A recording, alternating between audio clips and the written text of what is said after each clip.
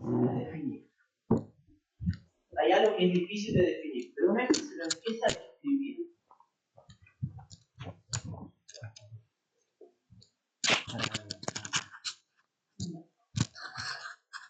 hay algo que es difícil de definir, pero una vez que se lo empieza a describir, inmediatamente sabemos a qué se refiere.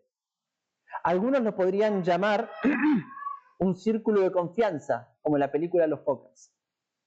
Otros preferirían llamarlo un círculo de pertenencia. Otros tal vez un círculo interior. A esto C.S. Lewis lo llamó en inglés el anillo interior.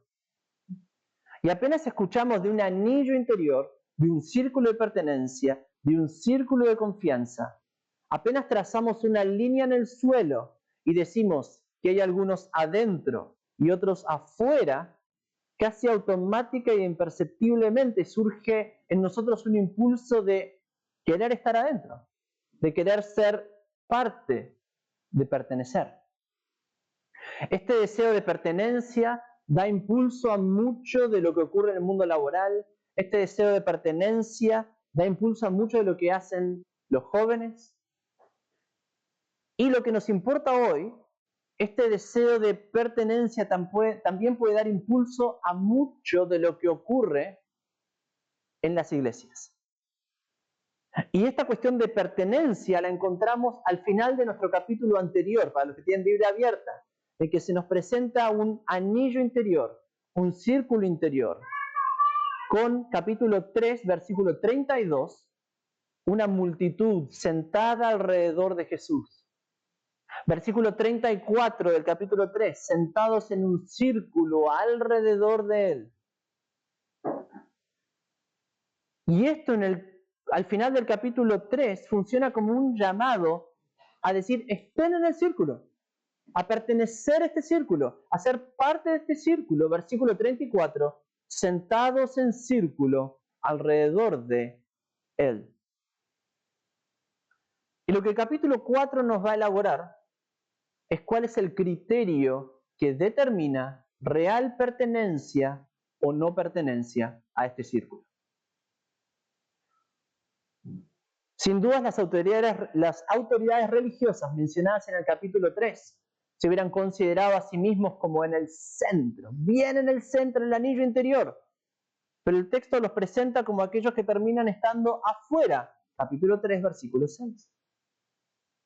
Aún los que hubieran podido alegar que tenían sangre real, por decirlo de alguna manera, también se quedaron afuera. Capítulo 3, versículo 31.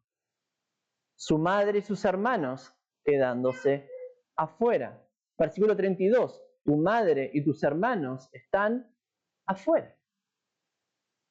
Ni autoridad ni sangre hacen que alguien sea realmente parte. Esto lo sabemos, por lo menos en la teoría. Pero cuán fácil es terminar confundiendo lo que realmente define la pertenencia y terminar buscando las cosas que a los ojos comunes parecerían indicar pertenencia, aspirando a autoridad dentro de la iglesia para realmente pertenecer, ya sea que lo alcancemos o no, o evaluando la pureza de sangre, sintiéndonos más parte por ser de tal o cual familia, o sintiéndonos menos parte por no portar apellido. En cualquier caso, si deseamos pertenecer únicamente por el deseo de estar, si deseamos pertenecer únicamente por el deseo de ser parte, si deseamos pertenecer únicamente por el deseo de pertenecer, seremos lo que C.S. Lewis llama alguien dedicado al anillo interior.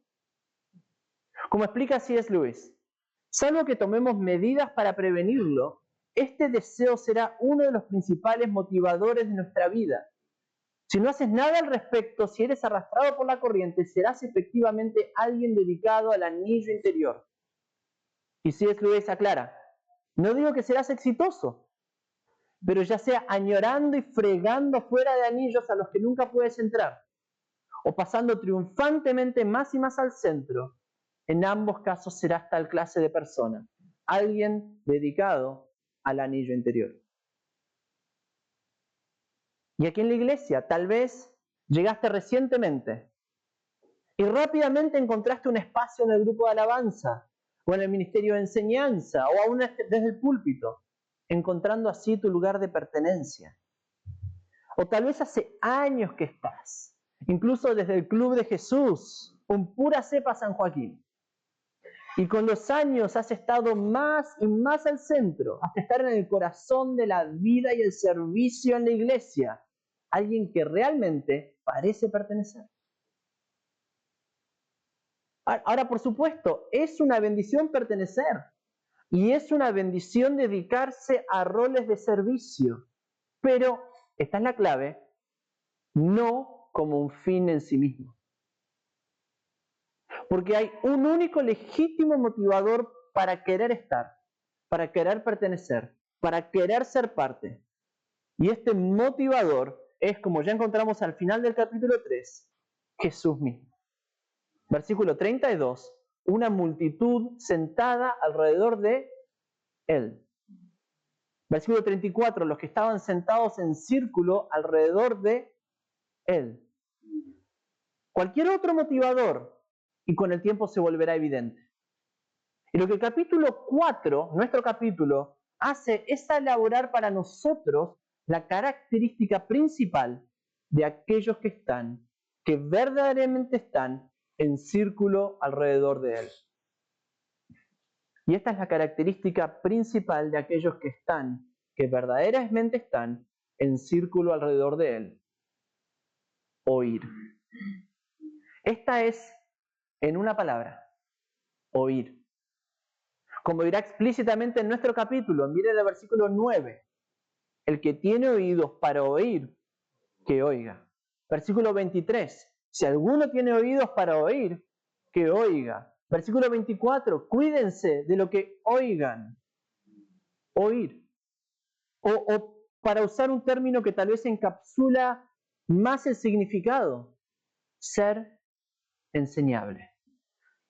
Esto es lo que caracteriza a los que están verdaderamente en el círculo alrededor de Jesús, el ser enseñable, el ser enseñados por Él. Oír. Cualquier otro tipo de motivador, y con el tiempo esto se verá. Ser enseñable, oír. Ser enseñable, oír es lo único que logrará que cuando venga Satanás como ave destructora, que cuando vengan las dificultades con todo el calor del sol, cuando vengan las preocupaciones del mundo con sus espinos sofocantes, que permanezcas alrededor de Jesús oyendo. Cualquier otro deseo, si tu principal deseo no es oír, esto con el tiempo se verá. Y esto es lo que nos enseñan los 4 tipos de terreno de esta parábola. Porque todos en algún momento están aparentemente oyendo. ¿Lo vieron? Todos en algún momento parecen estar oyendo. Versículo 15. Junto al camino son aquellos que en cuanto la oyen. Versículo 16. En pedregales son los que al oír la palabra. Versículo 18. Entre los espinos, estos son los que han oído la palabra. Versículo 20. En tierra buena, los cuales oyen la palabra. Todos oyen la palabra. No solo los que están en tierra buena, sino también junto al camino, en pedregales y entre los espinos. Pero no todos están realmente oyendo. Y estos son los primeros 3 terrenos que por diversas razones no continúan en su oír. El primer grupo, junto al camino, sin dudas incluye a aquellos que pasan brevemente por las iglesias y que tan pronto oyen, versículo 15, al instante viene Satanás y se lleva la palabra. Y los hemos visto, posiblemente en ministerios bien evangelísticos como Cursillo, en que algunos salen con todo el impulso para nunca más ser vistos. Pero pienso que hay otro grupo de personas que entran en esta categoría. Y unos autores nos presentan un test que pienso que nos puede ayudar a identificar a los que caen en este grupo. Y es esto: un test central para cristianos contemporáneos lo encontramos precisamente en preguntar cuándo y cómo nuestras creencias y acciones han sido modificadas por la Biblia en áreas en donde nosotros no estábamos inicialmente de acuerdo. En una palabra, enseñabilidad. Si nuestras creencias y acciones nunca han sido modificadas por las palabras, si nunca experimentamos cambio en áreas en donde no estábamos inicialmente de acuerdo, si no podemos identificar cuándo y cómo hemos sido moldeados por la palabra, esto parecería indicar que no estamos verdaderamente oyendo. Y que tal vez seamos aquellos en que viene Satanás y se lleva la palabra. Y así con el tiempo se verá si tu principal objetivo era estar a los pies de Jesús oyéndolo, o buscabas otra cosa, como seguridad o pertenencia, como un club, sin transformación, sin progreso, sin cambio, sin oír. Estos serían, por ejemplo, aquellos que iban al grupo de jóvenes o al grupo universitario, pero que, aunque afirmaban oír, nunca parecían avanzar, nunca parecían progresar, nunca parecían retener lo hablado. Y así con el tiempo, sin pena ni gloria, simplemente se apartaron. O estos podrían también ser aquellos adultos que por décadas permanecían en la iglesia, tal vez aún en el corazón de la vida de la iglesia, pero que también por décadas permanecían inalterados, sin avanzar, sin retener, sin crecimiento, sin cambio, sin verdadero fruto. Toma unos instantes para mirar ahora hacia atrás y evalúa cuándo y cómo tus creencias y acciones han sido modificadas por la Biblia en áreas en donde no estabas inicialmente de acuerdo. Hablen después unos con otros y ayúdense unos a otros a ver cuándo y cómo sus creencias y acciones han sido modificadas por la Biblia en áreas en donde no estaban inicialmente de acuerdo. Y que en los meses y años por venir se pueda ver que cada uno de ustedes, que en cada uno de nosotros estamos oyendo, que somos enseñables y que podamos tomar este test y evaluarnos a nosotros mismos, pudiendo identificar muchas y muchas instancias de cuándo y cómo nuestras creencias y acciones han sido modificadas por la Biblia en áreas en donde no estábamos inicialmente de acuerdo. Evidenciando que realmente somos aquellos que estamos oyendo la palabra, con la palabra permaneciendo en nosotros, y que no somos aquellos que apenas apoyamos la Biblia, que apenas terminamos un estudio bíblico, que apenas cruzamos el umbral de la puerta del domingo, al instante viene Satanás y se lleva la palabra. Tenemos otros dos terrenos que también nos sirven de advertencia. Por un lado está en versículo 16, los pedregales, que son los que al oír la palabra, enseguida la reciben con gozo, pero no tienen raíz profunda en sí mismos, sino que solo son temporales. Entonces cuando viene la aflicción o la persecución por causa de la palabra, enseguida se apartan de ella.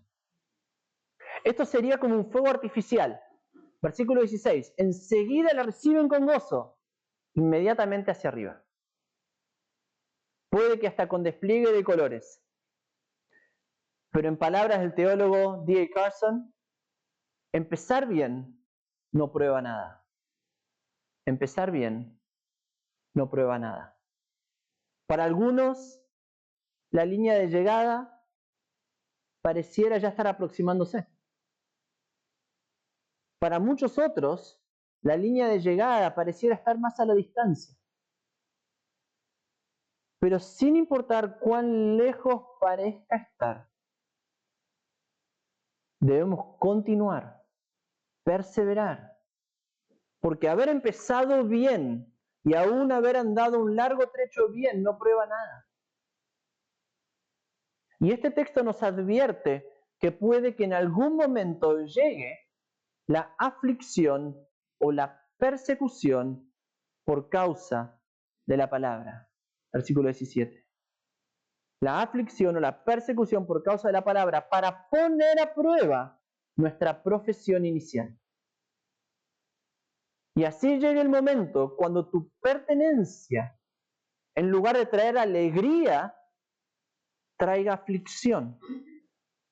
Cuando tu pertenencia, en lugar de traer aplausos, traiga persecución.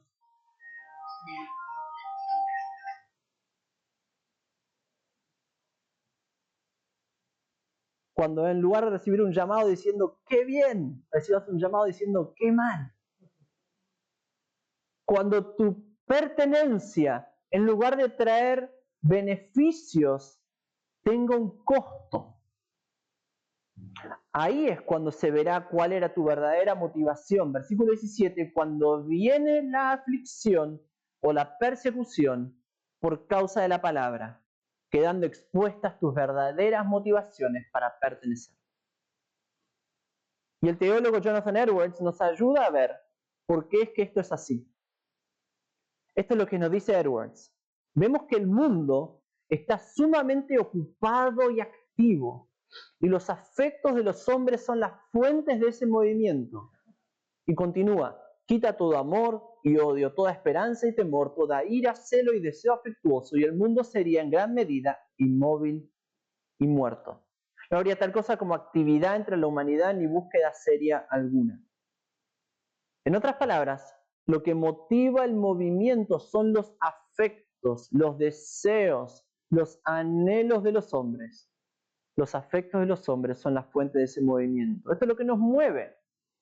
Y así, agrega Edwards, el mundo continúa de época en época en continua conmoción y agitación en la búsqueda de estas cosas. Pero si se quita todo afecto, la fuente de todo ese movimiento desaparecería y el movimiento cesaría. Todo esto para decir que la pregunta es, ¿qué es lo que motiva nuestra pertenencia? ¿Cuál es la fuente? ¿Cuál es el anhelo? ¿Cuál es el deseo? Si tu motivador es estar a los pies de Jesús oyéndolo, entonces versículo 17, cuando viene la aflicción o la persecución por causa de la palabra, es en ese momento que redoblarás tus esfuerzos para oír. Mientras que si buscabas alguna otra cosa, cuando esa otra cosa desaparezca, cualquiera que sea esa otra cosa, cuando desaparezca ese anhelo, ese deseo, cuando se vaya, entonces, cuando viene la aflicción o la persecución por causa de la palabra que te quitó eso, y ya no te sientas tan cómodo, ya no te sientas tan parte de ese club social, tu motivador desaparecerá. Y así enseguida te apartarás.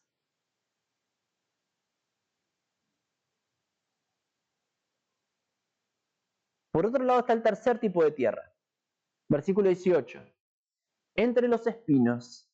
Estos son los que han oído la palabra, pero las preocupaciones del mundo y el engaño de las riquezas y los deseos de las demás cosas entran y ahogan la palabra y se vuelve estéril.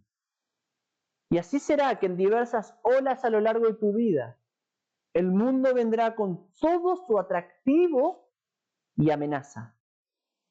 Y quedará expuesto. Si tu principal motivador era estar a los pies de Jesús oyéndolo, o simplemente anhelabas otra cosa en la iglesia, cual evangelio de la prosperidad, pero encubierto. aparentando oír, pero realmente afanado por las preocupaciones del mundo y el engaño de las riquezas y los deseos de las demás cosas. Evidenciando así cuál era tu verdadero motivador, deseo, anhelo.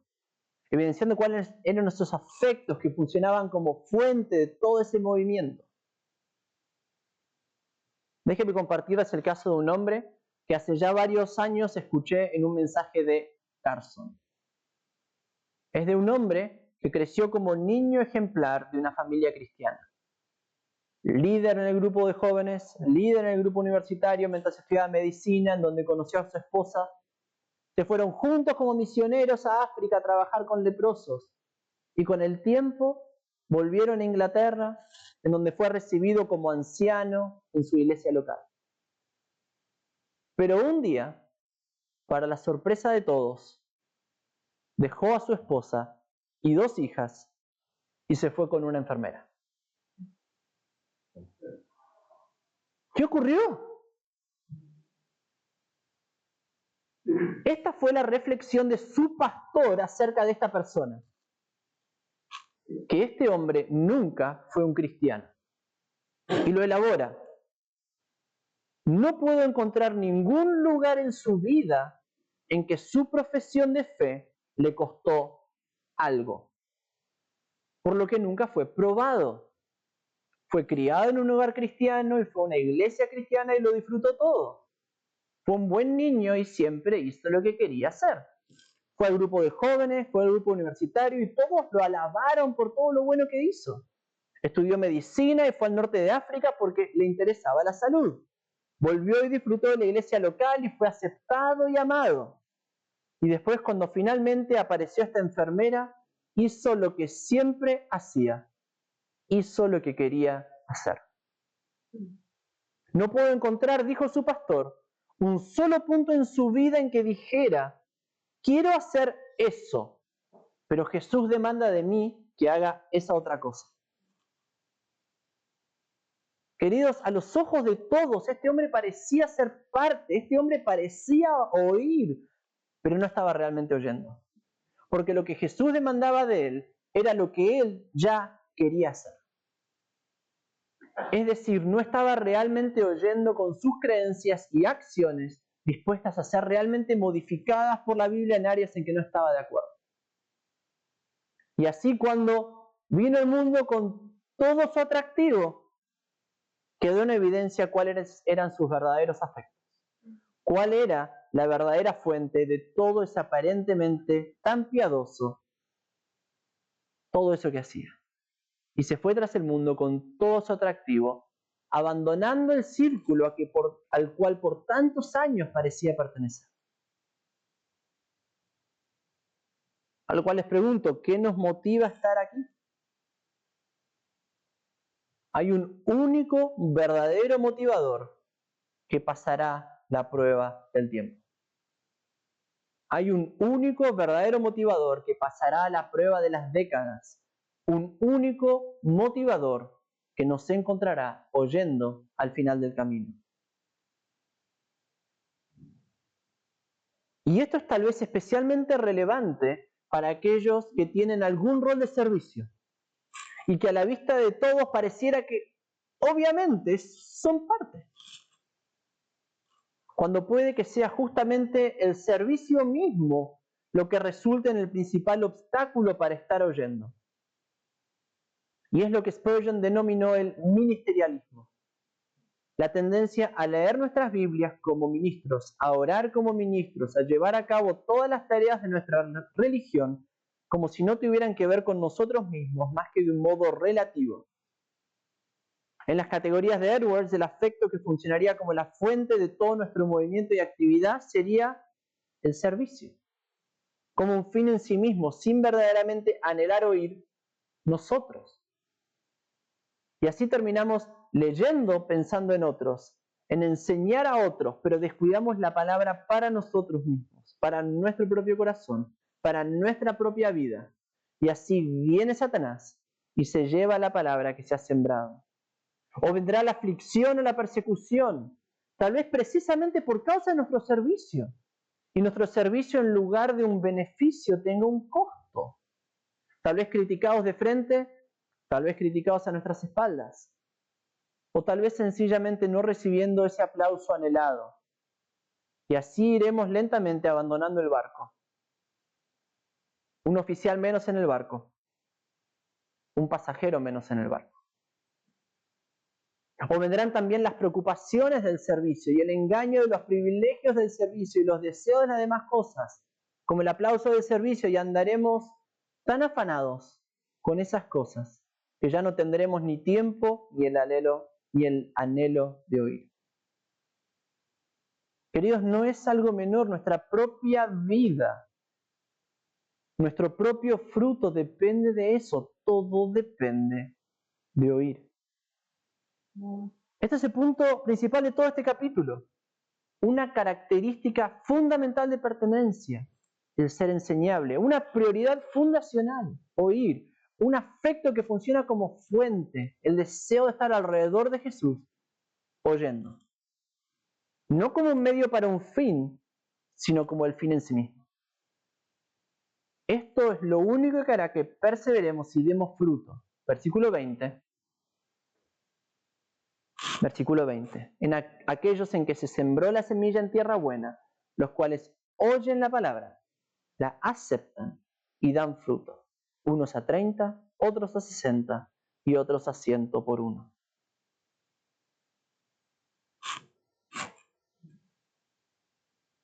Pero hay dos cosas más breves que se nos dirán. La primera es que esto funciona como una tendencia casi de manera acumulativa. A los que están afuera, sin oír, se les da cada vez menos para oír. Mientras que los que están adentro realmente oyendo, se les da cada vez más para oír. Es decir, se nos anima a mirar la tendencia o la derivada para los más matemáticos y ver si estamos oyendo cada vez más o si estamos oyendo cada vez menos. Y a los que están realmente afuera sin querer oír, se les da cada vez menos, dejando que se alejen cada vez más.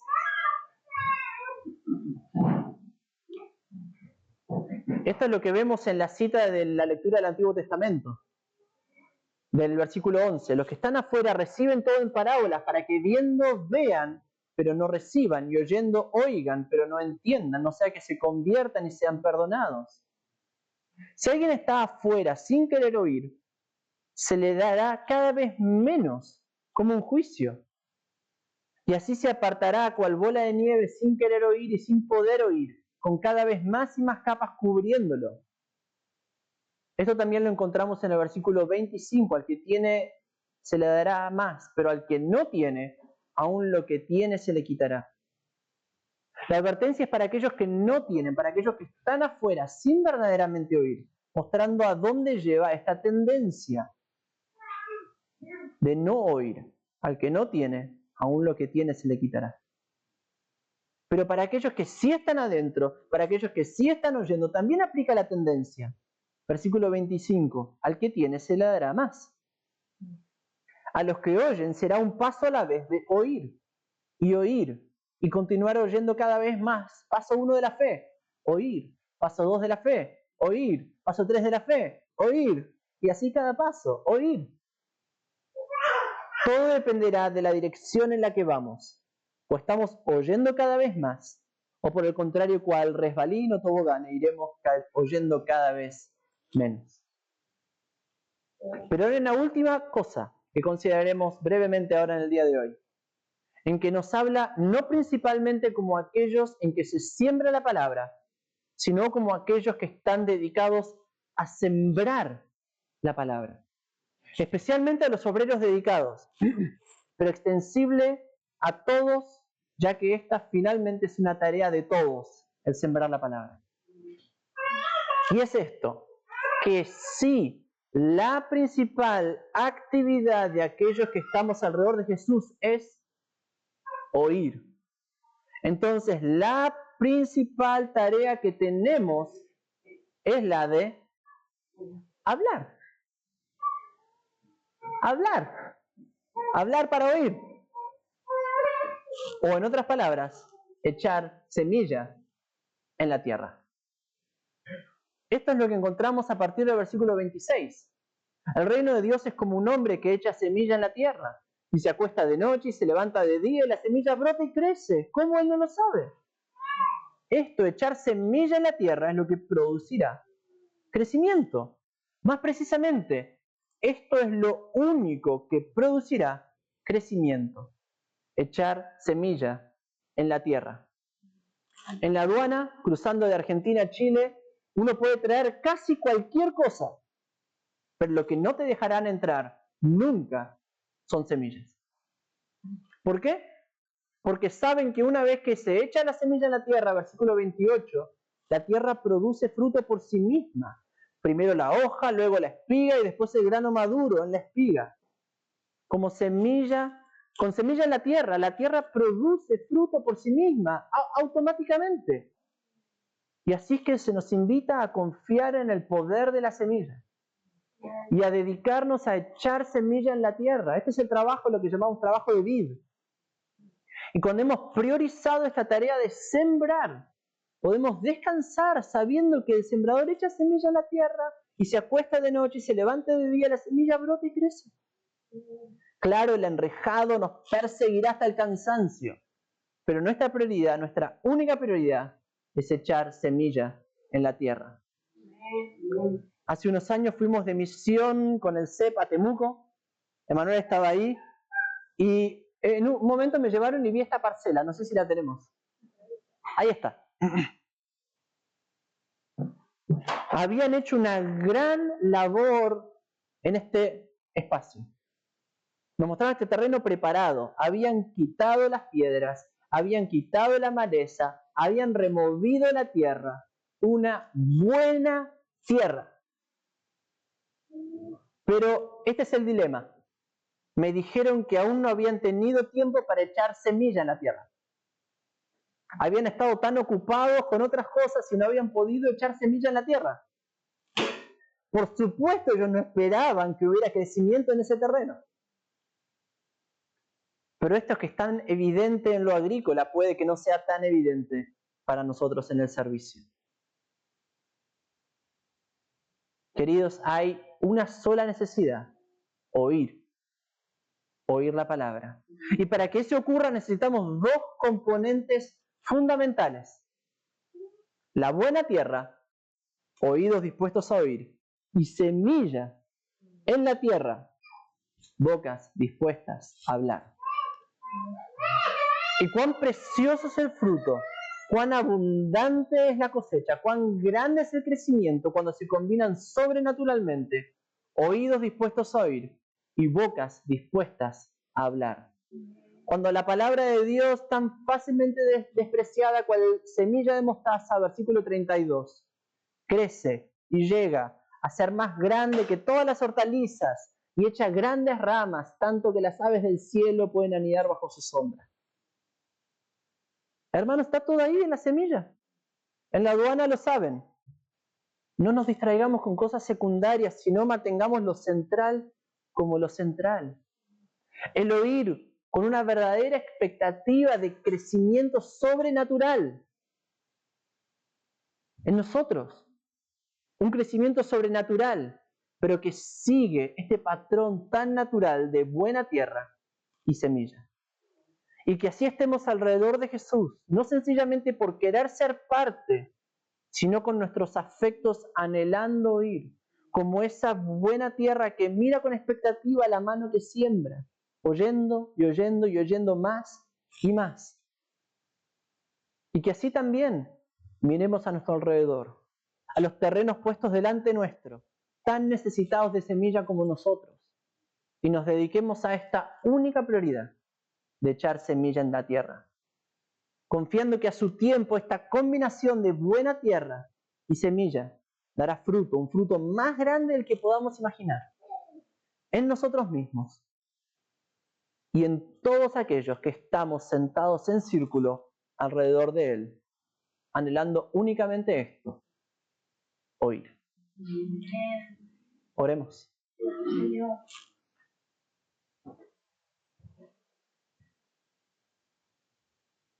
Padre, te rogamos